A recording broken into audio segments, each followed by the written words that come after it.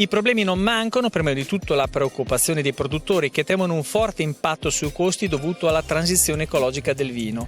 L'intera filiera conta 530.000 imprese con 870.000 addetti, mentre sono presenti in fiera Vinitaly oltre 4.000 aziende espositrici provenienti da più di 30 nazioni. Sono 674.000 gli ettari di vigneto in Italia per un valore, questa è una stima che fa l'Unione Italiana Vini, di 56,5 miliardi di euro. Allora, un patrimonio molto importante, se vogliamo fare la media, all'incirca un vigneto mediamente vale 84.000 euro, un vigneto che però crea paesaggio in un territorio italiano che insomma è ricco di eccellenze. Sì, è un valore, è un patrimonio soprattutto dal punto di vista paesaggistico, ma ovviamente anche dal punto di vista economico. È un patrimonio che dobbiamo sfruttare legandolo al turismo. Ci sono tutti i percorsi legati all'enoturismo che possono portare davvero maggiore vivacità anche in aree, anche zone che magari non potrebbero godere di tanti benefici, quindi dobbiamo mettere veramente a patrimonio il valore del vigneto, il valore paesaggistico, tutto l'indotto che ci può essere dietro anche al vigneto. Soprattutto dobbiamo cercare di attrarre maggiori turisti che vengono fuori, turisti stranieri, a visitare i posti meravigliosi, perché il turista straniero che viene in Italia riconosce la qualità del vino italiano, ma riconosce anche la caratterizzazione paesaggistica che riesce a dare il Vigneto Italia. Il mondo del vino è scintillante, oserei dire anche frizzante in taluni casi. Cos'è invece che può preoccupare il viticoltore? Ma sicuramente il viticoltore è preoccupato per le fitopatie che stanno avanzando, in particolar modo mi riferisco alla flavescenza dorata che sta letteralmente falcidiando i vigneti del nord Italia, quindi dobbiamo mettere in campo tutte quelle contromisure per cercare di fermare e bloccare questa fitopatia.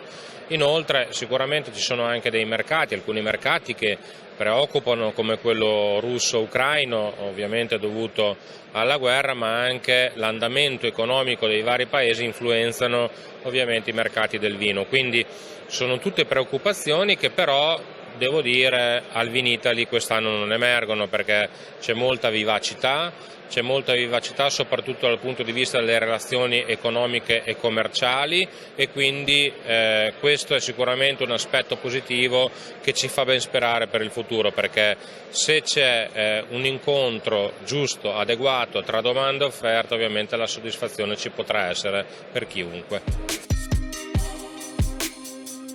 All'edizione numero 55 di Vinitaly l'Emilia Romagna è presente con circa un centinaio tra produttori ed aziende, un padiglione dedicato di circa 2.500 metri quadrati e in rappresentanza di una trentina di denominazioni di origine.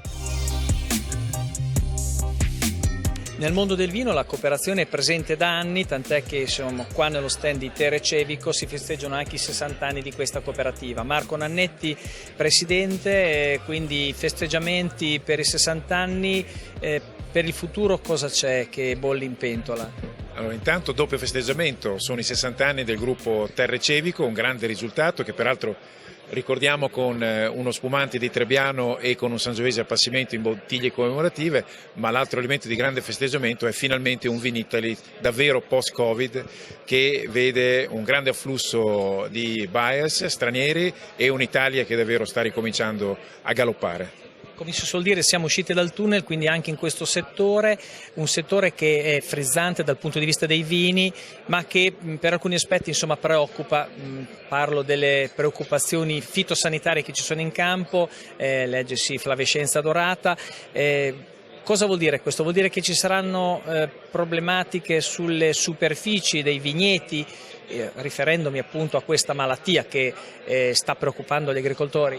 Sì, la flavescenza dorata è un problema molto serio che sta colpendo in maniera molto dura i nostri vigneti. Su questo fronte io credo che si debba investire molto in attività di ricerca, dobbiamo lavorare per ottenere varietà che abbiano il massimo livello di resistenza alle malattie, sia di natura fungina ma anche, come in questo caso, da insetti. La nostra è una prospettiva importante perché abbiamo anche appena costituito una società che si chiama Vitires assieme a Caviro, assieme a Riunite San Martini-Rio, proprio con l'obiettivo di mettere in campo una cooperazione che si impegna e investe nella ricerca per per accompagnare i nostri produttori sia ad avere varietà resistenti, ma anche per avere dei contributi concreti per gli obiettivi della Farm to Fork, ovvero di ridurre l'utilizzo di prodotti chimici del 50% da qui al 2030. Nanetti è anche presidente di questo neoconsorzio, quindi insomma una grande responsabilità che per il futuro dovrà essere anche un punto di riferimento per gli agricoltori che vogliono quantomeno cercare di contenere questa malattia. Sul fronte del mercato del vino cosa sta avvenendo? Il mercato del vino è molto frizzante, come tu hai già detto prima, con un aspetto importante che registriamo, una premiumizzazione dei consumi, ovvero sempre maggiore interesse sui vini di alto posizionamento, molto interesse sul fronte bollicine, quindi spumanti e frizzanti, nello specifico bianchi. Ecco, un punto di attenzione ce l'abbiamo un po' sui vini rossi da consumo quotidiano, sui quali stiamo lavorando per un'attività anche di promozione, di abitudine a un consumo moderato ma quotidiano, che deve rientrare all'interno di una sana e corretta dieta mediterranea. Tutti gli anni la vendemmia è sempre problematica perché il caldo e il clima sta condizionando anche chi poi in cantina dovrà processare, dovrà trasformare il prodotto base. Quest'anno si prospetta un'annata calda anche quest'anno, quindi ci sono degli anticorpi che sono stati sviluppati dalle cantine per cercare di migliorare o quantomeno di cercare di portare avanti una vinificazione, un po' come si faceva un tempo quando si andava a vendemmiare in ottobre. Sì, questo è verissimo, i cambiamenti climatici li registriamo con vendemmie sempre più anticipate e questo è il primo aspetto da tenere in considerazione, quindi le vendemmie si fanno prima proprio per evitare di sottoporre le vigne a stress di calore e idrico particolare. Le cantine sono dotate molto di più rispetto a una volta di impianti di termorefrigerazione che permettono ormai di fermentare tutto il nostro vino a temperature basse, a temperature controllate. Questo per preservare sempre di più le caratteristiche di acidità e di profumi. La bottiglia che ricorda il 60° è di? Questa è una linea Austo, 9 bolle, Trebbiano spumante, DOC Romagna, e l'altra invece è un Sangiovese, sempre DOC Romagna Appassimento, che produciamo nella zona del Riminese.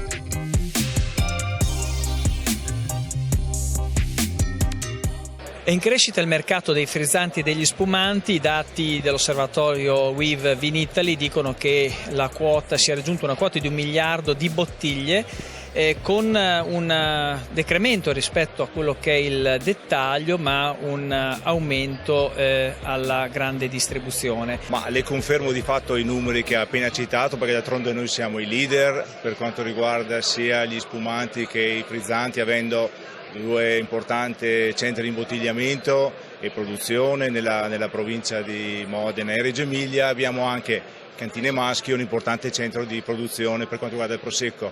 Confermiamo quindi il trend in diminuzione sul retail, dove effettivamente l'inflazione, la preoccupazione da parte dei cittadini quindi ha influito un po' nel sentiment, per cui nelle politiche d'acquisto, mentre invece l'uscita dalla pandemia, quindi l'entusiasmo un po', ha dato un lancio, uno sviluppo nel mercato del fuori casa, quindi ristoranti, bar, enoteche nel 2022 hanno avuto un bel impulso e ci aspettiamo forse l'unico mercato veramente in crescita anche nel 2023.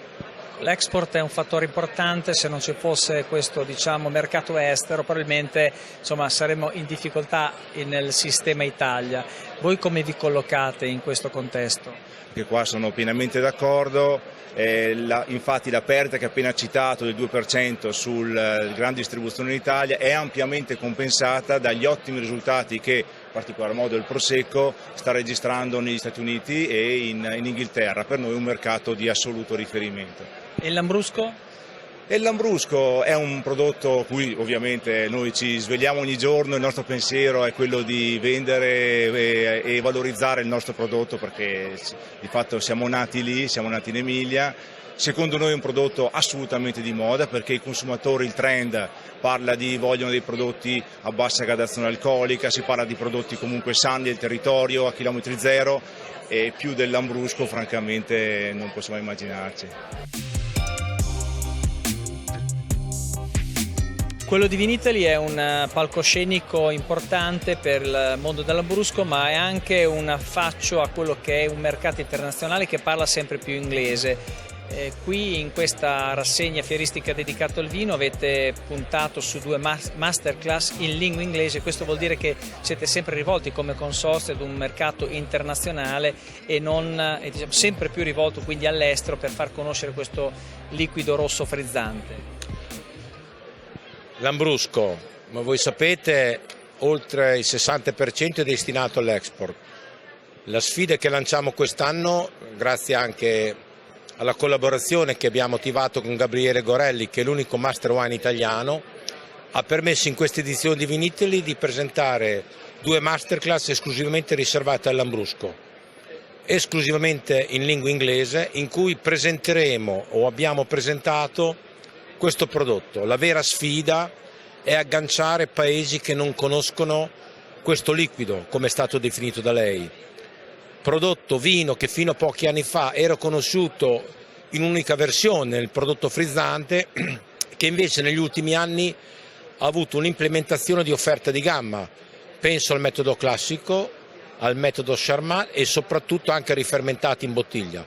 Il messaggio che noi lanciamo da questa edizione Vinitaly è: Lambrusco, quota importante per l'export, prodotto che presenti in oltre 80 paesi, ma ci lanciamo l'obiettivo di raggiungere paesi che per la prima volta si affacciano all'uso di questo tipo di prodotto. Perché questo? Prodotto molto particolare, unica bollicina rossa presente in Italia. La particolarità è anche questa: i rossi sono notoriamente fermi. Credo che l'espressione, la bravura dei vignaioli, degli enologi e anche dell'aspetto commerciale possa farsi nei prossimi mesi di andare ad intercettare dei mercati potenzialmente interessati, ovviamente sempre con un consumo moderato e consapevole. Tant'è che a giugno avete un evento che vuole portare alla conoscenza della stampa internazionale il Lambrusco, però in una sede molto particolare che è quella di Parigi. Abbiamo festeggiato recentemente la nascita, il compleanno del 50° delle DOC, sia modenese che reggiane. Ora lanciamo un altro obiettivo, un'altra sfida che coincide con il Lambrusco Day. 21 giugno, in epoca pandemica, abbiamo istituito col solstizio d'estate questa degustazione virtuale con oltre 40 comunità emiliano-romagnole presenti nel mondo. I tempi sono maturi per questa edizione, per andare sulla Torre Eiffel, ristorante di Jules Verne, dove in pratica avremo una rassegna stampa internazionale e dove pensiamo di stupirli con queste bollicine rosse. Ovviamente da lì lanceremo una prossima edizione che abbiamo già stabilito come Consiglio di amministrazione, che avrà cadenza triennale in altre capitali europee, anche extraeuropea, per il prossimo triennio.